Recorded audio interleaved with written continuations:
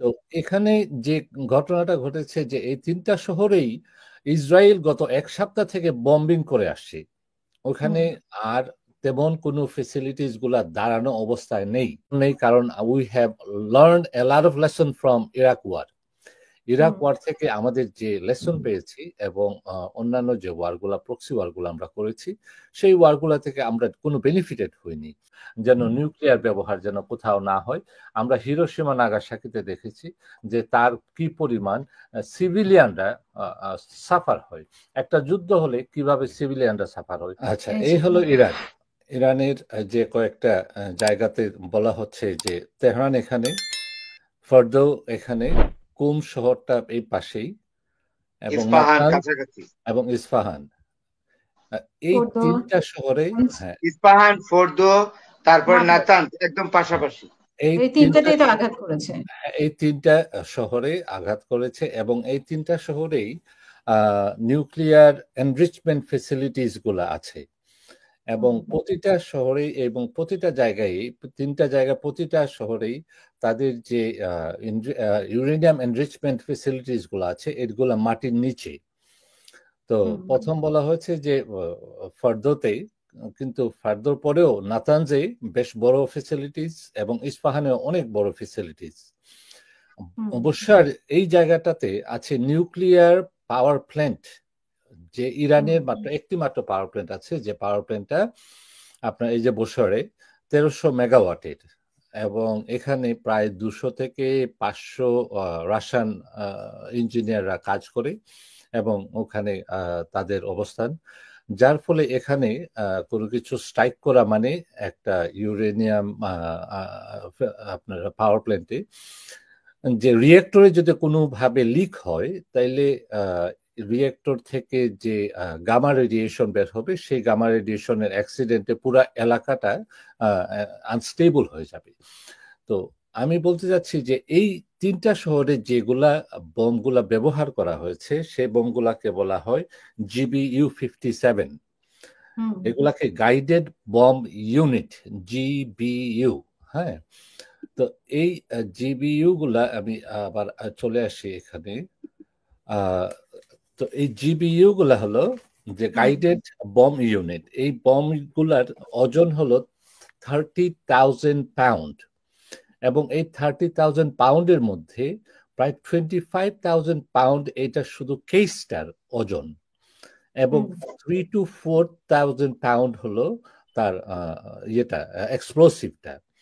তো এটা কাজ করে যে গ্র্যাভিটেশনের উপর, গ্র্যাভিটেশনটা যে B2 বোমার 50,000 ফিট উপর থেকে ছেড়ে দেয়, তারপরে এটার কোনো প্রপেলার বা কোনো কিছু এক্সটার্নাল ফোর্স কাজ করে না, গ্র্যাভিটেশনাল ফোর্সে এটাকে নিয়ে আসে এবং ড্রপ করে পেনিট্রেট করে মাটির নিচে। তো যদিও আমি তো দেখলাম যে 226 ফুট নিচে যাওয়ার মতোই আছে ক্যাপাসিটি, এটা ক্যাপাসিটি, কিন্তু ডিপেন্ডিং অন আপনার শুধু পরিস্থিতি না, যে মাটি, পাথর, তারপরে গ্রাউন্ড গ্রাউন্ডের স্ট্রাকচারটাও অনেকটা ডিপেন্ড করে কতটুকু পেনিট্রেট করতে পারবে। তো এখানে যে ঘটনাটা ঘটেছে যে এই তিনটা শহরেই ইসরায়েল গত এক সপ্তাহ থেকে বম্বিং করে আসছে। ওখানে আর তেমন কোনো ফেসিলিটিস গুলা দাঁড়ানো অবস্থায় নেই। তো ওখানে যে আরেকটা বোম মারার কারণ হলো যে ওকে, ইসরায়েলকে বুঝানো যে ওকে, আমাদের উই ডিড আওয়ার ডুজ, আমরা কাজ করেছি। এবং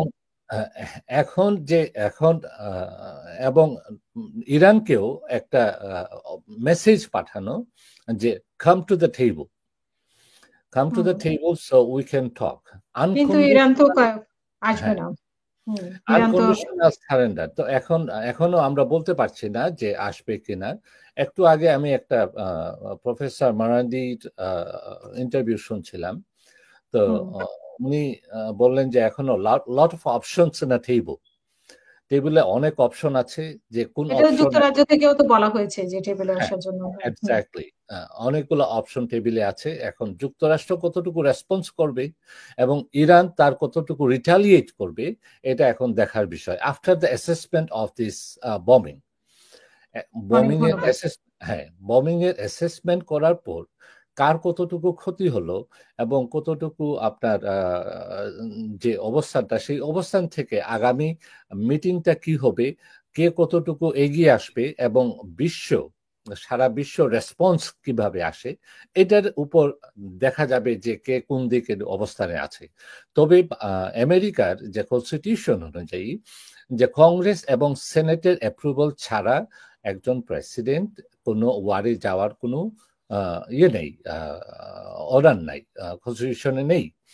তো বার্নি স্যান্ডার্স বলেছেন বারবার যে দেখেন এখানে আমেরিকা কোনো প্রক্সি ওয়ারে যাওয়ার কোনো কারণ নেই, কারণ we have learn a lot of lesson from Iraq war.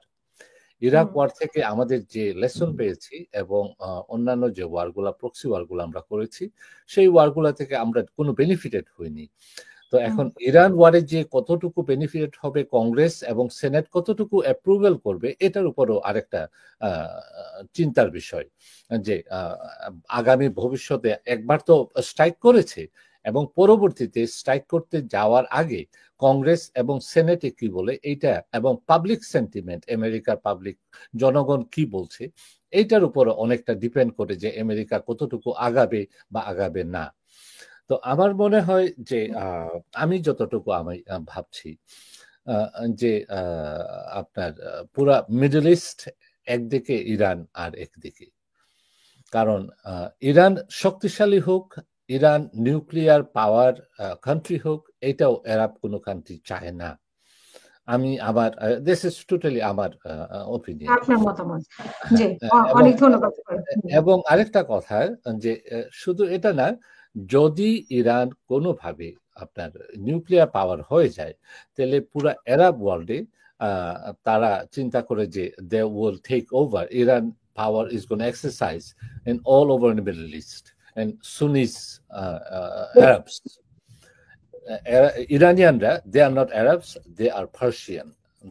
তাদের যে কালচার, তাদের ডিগনিটি, তারা ডিফারেন্ট ভাবে তাদেরকে অ্যাপ্রোচ করে, যখনই তাদের পরিচয় দেয়, তারা অ্যাপ্রোচিংও তাদের different. We are not Arabs, we are Persian.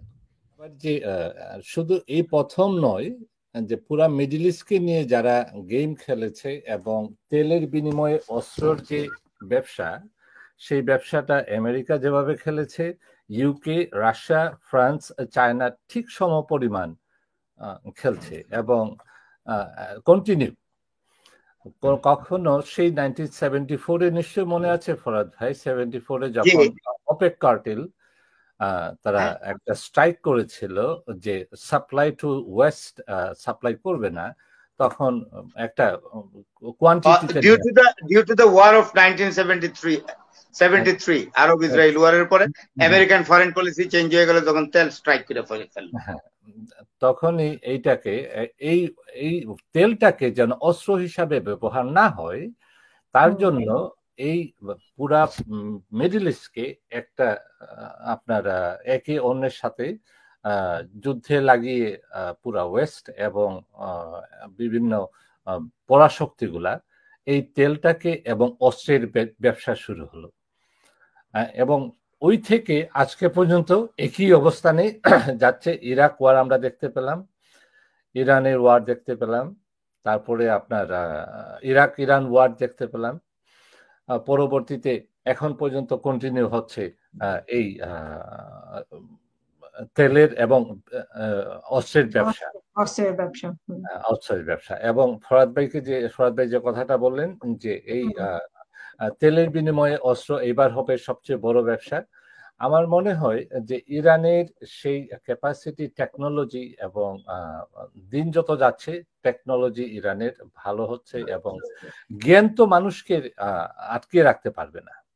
তো এখন যদি পশ্চিমা দেশ এবং আমেরিকাও চিন্তা করে যে সেই 80-র দশকের ইরানের যুদ্ধের মতো ছোট ছোট অস্ত্র দিয়ে আপনার যুদ্ধ হবে, এরকম তো না। টেকনোলজি এখন সবার হাতে পৌঁছে গেছে, এআই পর্যন্ত পৌঁছে গেছে। তো এখন চিন্তা করতে হবে ডিফারেন্ট ভাবে কিভাবে আমরা টেবিল টকের মাধ্যমে আমরা একটা সমাধান আসে। আমি কোনো যুদ্ধ চাই না, আমি কোনো নিউক্লিয়ার অস্ত্রধারী কোনো দেশ হোক এটাও চাই না। যত নিউক্লিয়ার অস্ত্রধারী দেশ আছে তাদেরও শান্তি চুক্তি আসুক, যেন নিউক্লিয়ার ব্যবহার যেন কোথাও না হয়। আমরা হিরোশিমা নাগাসাকিতে দেখেছি যে তার কি পরিমাণ সিভিলিয়ানরা সাফার হয়। একটা যুদ্ধ হলে কিভাবে সিভিলিয়ানরা সাফার হয়, যেভাবে এখন এটা তো আর মানে এটা তো আর বললেই হবে না যে যুদ্ধ নয় শান্তি চাই, শান্তি প্রতিষ্ঠিত হয়ে যাবে, সেটা তো না, সেটা তো ডিপেন্ড করে, তাহলে তো হয়েই যেত, তাহলে তার এই আক্রমণের দরকার হতো না গতকালকে রাতে। যেমন ট্রাম্প সাহেব বলেছেন যে যুদ্ধ দিয়ে অনেক সমাধান করতে হয়। আমি এটা পুরো ঘুর বিরোধিতা করি যে যুদ্ধ দিয়ে সব সমাধান হয় না, সমাধান হয় টেবিল টকের মাধ্যমে। আমরা লিবিয়াতে যুদ্ধ দেখেছি, যুদ্ধ দেখে আউটকাম কি হয়েছে? আজকে লিবিয়া সরকার ছাড়া। আফগানিস্তানে কি হয়েছে যুদ্ধতে? আজকে সিরিয়াতে কি হয়েছে যুদ্ধতে? আউটকাম কোথায়? ভালো কিছু তো পাইনি। তো ভালো একটা জিনিস দেখা হোক যে যুদ্ধের রেজাল্টটা কি আসে। আশা করি যে সবার যত বড় লিডার আছেন বিশ্বজুড়ে তারা টেবিল টকের মাধ্যমে এর সমাধান করবেন। এটাই হবে শান্তির বার্তা সারা ওয়ার্ল্ডের জন্য। গেল না যে 2 সপ্তাহ সময় দিয়ে দুদিনের মাথায় কেন আক্রমণ করা হলো? প্রশ্নটা উত্তরটা হলো এই যে দেখুন, যখন ইন্টেলিজেন্স খবর আসলো যে 19টা ট্রাক লোড ওই ফারদৌস সিটির সেই এনরিচ ইউরেনিয়াম প্ল্যান্টে ঢুকেছে, তখনই অ্যাসেস করা হচ্ছে যে সামহাও আপনার এটাকে ট্রান্সপোর্ট করে অন্য কোথাও নিয়ে যাওয়া হবে। এর জন্যই এই আক্রমণ আমার মনে হয়। আমি যতটুকু মনে করি যে ক্যানট গেট লেট, কারণ এই মুভমেন্টটা শুরু হয়ে যাবে। এর জন্য আগে থেকেই যতটুকু সম্ভব সেই অ্যাক্সেস এবং এক্সিট এন্ট্রিগুলাকে আপনার বম্বার্ড করা হয়েছে, এবং কতটুকু পেনিট্রেট করা হয়েছে এখনো কোনো রিপোর্ট আসে নাই, এবং সেই রিপোর্ট থেকে আমরা বলতে পারছি না। এই রিপোর্ট না আসা পর্যন্ত কতটুকু পেনিট্রেট করা হয়েছে, আমি বেশ কয়েকটি অনুষ্ঠানে বলেছি যে বাংকার বাস্টার বমগুলা যখন একটা করা হয়, ড্রপ করা হয়, তখন ওই একই পয়েন্টে ওই সফট সোয়েলে বা কংক্রিটে আরেকটা একই জায়গায় ফেলা হয় এবং একের পর এক পেনিট্রেট করতে থাকে। আজকে গত 3 দিন থেকে আমি বলে আসছি যে ঘটনাটা যে একইভাবে একই জায়গায় তখন পেনিট্রেট হয় আরো ডিপারে। তো কতটুকু পেনিট্রেট করতে পেরেছে এটা কোনো রেজাল্ট আমরা এখনো পাইনি, এখনো অ্যাসেসমেন্ট করা হয়নি।